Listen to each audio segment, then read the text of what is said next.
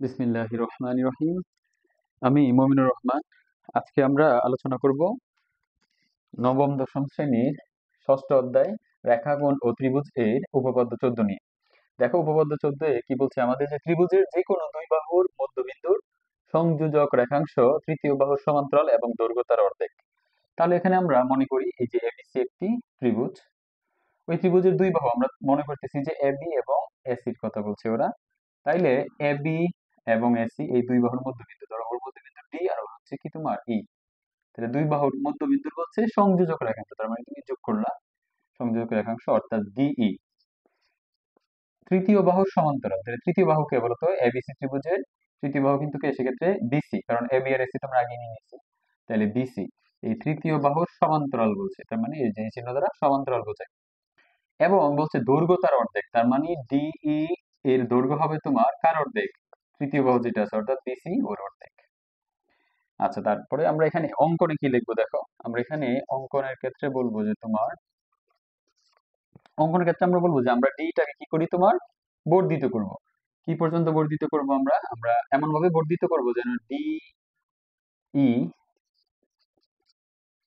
এবং আমাদের এই যে আমরা ধরো ইএফ পর্যন্ত বর্ধিত করলাম মনে করো এফ, এই ইএফ এবং এটা যেন কি হয় তোমার সমান হয়। এরকম ভাবে বর্ধিত করবো যেন ডি এবং ইএফ কি হয় তোমার সমান হয়। তারপর আমরা কি করবো বলতো, আমরা এখানে সি কমা এফ কি করবো এই ক্ষেত্রে যোগ করে দিব, যোগ করি। এইটুকুই তোমার হচ্ছে আমাদের অঙ্কন। এখন আমরা প্রমাণের ক্ষেত্রে দেখো, এখানে প্রমাণের ক্ষেত্রে কি বলবো আমরা আমরা প্রমাণের ক্ষেত্রে বলবো যে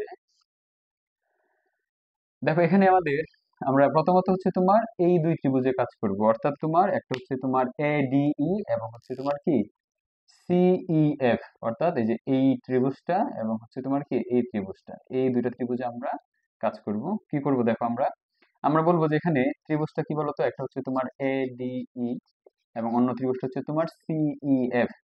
দেখো এখানে এই দুই ত্রিভুজের মধ্যে আমরা কি বলতে পারি, আমরা বলতে পারি ডিই সমান হচ্ছে ইএফ, ডি সমান ইএফ, কারণ আমরা এইভাবেই আঁকছি এটা না।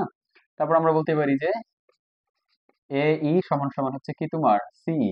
কারণটা কি বলতো, কারণটা হচ্ছে আমাদের ই কিন্তু কার মধ্যবিন্দু? ই কিন্তু এসি এর মধ্যবিন্দু। ই যেহেতু এসি এর মধ্যবিন্দু সেহেতু আমরা এই দুটো সমান বলতে পারি। এটা তুমি অঙ্কন অনুযায়ী লিখে দিবা যে অঙ্কন অনুসারে।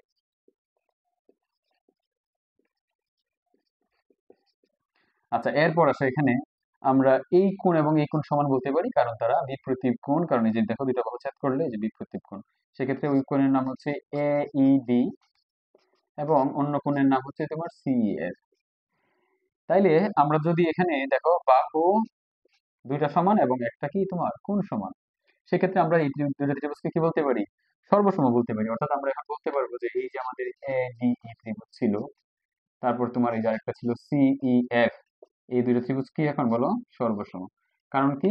কারণ হচ্ছে আমরা বাহু কোণ বাহু এই সূত্র অনুযায়ী আমরা বলতে পারি এটা হচ্ছে সর্বসম ত্রিভুজ। আচ্ছা, এরপর দেখো আমরা এখন প্রমাণের দ্বিতীয় অংশে দেখো, দ্বিতীয় অংশে যাবো। দ্বিতীয় অংশে আমাদের কি বলতে পারি আমরা দেখো, এখানে আমরা বলতে পারি তোমার যে এই সর্বসম হওয়ার পরে আমরা বলতে পারি তার মানে কি, তার মানে এডি এবং সিএফটা কি তোমার সমান। দেখো এখানে এডি এবং সিএফ সমান বলতে পারি যে এই বাহুটা কি সমান। আচ্ছা, এখানে আরেকটা কথা বলা যায়, দেখো এই যে দেখো এই কোণ এবং এই কোণও কিন্তু কি তোমার সমান হবে, কারণ যেহেতু সর্বসম ত্রিভুজ দুইটা। এই কোণের নাম কি বলতো, এখানে এ ডি তারপর হচ্ছে কি তোমার ই, আর ওইদিকে এই কোণের সমান কি বলতো, এটার নাম হচ্ছে ই এফ সি। এবং এটা আমরা কেন সমান বলতে পারি, কারণ তারা একান্তর কোণ। তারা কি কোণ? একান্তর কোণ। আমরা তোমাদেরকে আগেও বলেছি যে একান্তর কোণ মানে কি, যখন দুইটা বাহু কি হবে তোমার সমান্তরাল হবে, তখন এই যে তাদের যদি কারো ছেদক থাকে তাহলে এটার জন্য এটা কি কোণ হবে বলো? একান্তর কোণ। আচ্ছা, এখন এই একান্তর কোণ বলার পরে আমরা কিন্তু এখন তারা কি বলতে পারি, যেহেতু তারা সমান সেহেতু এই দুই বাহু কি হবে সমান্তরাল হবে, অর্থাৎ এডি এবং হচ্ছে সিএফ, এডি এবং সিএফ কি তোমার সমান্তরাল। আমরা আগে বলে আসছি তোমার, দেখো দেখো এখানে এডি যে কথা বিডি তো একই কথা হবে না। তাহলে এডি যে কথা আমরা জানি বিডি কি কথা, একই কথা।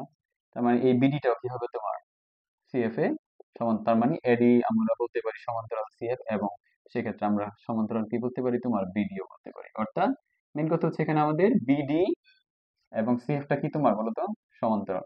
এবং আমরা এখানে দেখো এডি এবং সিএফ যদি সমান হয় তাহলে এডি আর বিডিটা কি কথা, তাহলে এই এডি আর বিডিও কি হবে তোমার সিএফ এ সমান হবে। তার মানে দেখো এই যে এই বাহুটা কি এখানে সমানও পাইতেছি আমরা, আবার কি পাইতেছি তোমার সমান্তরালও কিন্তু পাচ্ছি। তাহলে সমান ও সমান্তরাল হইলে আমরা এটাকে কি বলতে পারি বলো? এটাকে বলতে পারি একটা সামান্তরিক, কারণ বিপরীত বাহু কি তোমার সমান ও সমান্তরাল। তাহলে আমরা বলতে পারি যে সুতরাং এ বি সি ডি, যেটা ছিল না sorry, B C F D, এই বি সি এফ ডি একটি কি তোমার সামান্তরিক। তাহলে সামান্তরিক আমরা কেন বলতে পারি বলতো? তার কারণ হচ্ছে তোমার এই যে বিপরীত বাহু সমান। এবং এক্ষেত্রে আমরা বলতে পারবো যে সুতরাং আমরা বলতে পারবো তার মানে আমাদের এই ডিএফ এবং বিসিও কি তোমার ডিএফ এবং বিসি তোমার এরা কি সমান্তরাল। বিপরীত বাহু না এটা, যেহেতু সামান্তরিক সে, তাহলে এটার বিপরীত যেহেতু এটা, তাহলে ও আরও কি হবে সমান্তরাল হবে। এখন আমরা এই ডি এফ যদি সমান্তরাল হয় তাহলে ডি ও কি হবে তোমার বিসির সমান্তরাল হবে। সুতরাং আমরা বলতে পারি ডি টা আসলে কি বিসির সমান্তরাল। কারণ তুমি যদি এখানে ধরো এই যে ডি এফ কে ডি পর্যন্ত বলো, বাহু ছোট হইতেছে কিন্তু তাদের মধ্যবর্তী দূরত্ব কি থাকবে তারপরেও সমান থাকবে, সেক্ষেত্রে ডি এবং বিসি কি বলতে পারি আমরা সমান্তরাল বলতে পারি। তাহলে এই যে দেখো একটা অংশ কিন্তু অলরেডি আমাদের কি হয়ে গেল এখানে, এই যে এটা কিন্তু প্রমাণ হয়ে গেল। দ্বিতীয় অংশটা যে ডি হচ্ছে ওর অর্ধেক হবে। আবার আমরা দেখো এখানে আরেকটা কথা বলতে পারি, সেটা হচ্ছে তোমার যে এই যে দেখো এখানে এই যে বাহুটা আছে তোমার, এই বাহুটা কিন্তু ওর সমান হতে হবে, কারণ আমরা সমান ও সমান্তরাল আমরা জানি। সামান্তরিক এর বিপরীত বাহু সমান ও কি হয় সমান্তরাল হয়। তাহলে আমরা আবার কি বলতে পারি দেখো, আমরা বলতে পারি যে ডি এফ টা আসলে কার সমান ডিসি এর সমান। তাহলে ডি এফ হচ্ছে তোমার কার সমান ডিসি এর সমান।